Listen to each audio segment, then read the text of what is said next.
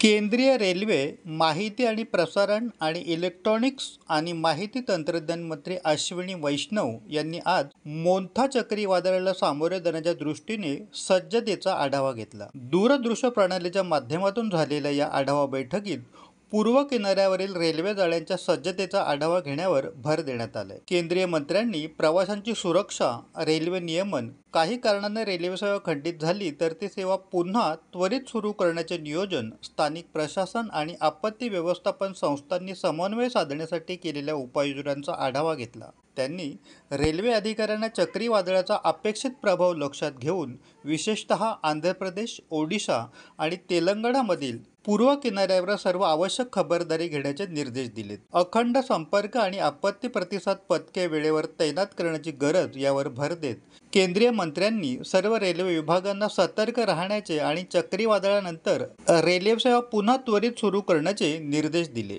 भारतीय रेल्वेने येणाऱ्या मोंथा चक्रीवादळाच्या पार्श्वभूमीवर रिअल टाईम म्हणजेच वास्तविक वेळेला समन्वय आणि प्रतिसाद मिळावा यासाठी विभागीय वॉर रूम म्हणजेच युद्ध कक्ष सक्रिय केले आहेत. विशेषतः विजयवाडा, विशाखापट्टणम आणि गुंटूर विभागामध्ये आवश्यक साहित्य, यंत्रसामग्री आणि मनुष्यबळ सज्ज ठेवण्यात आले.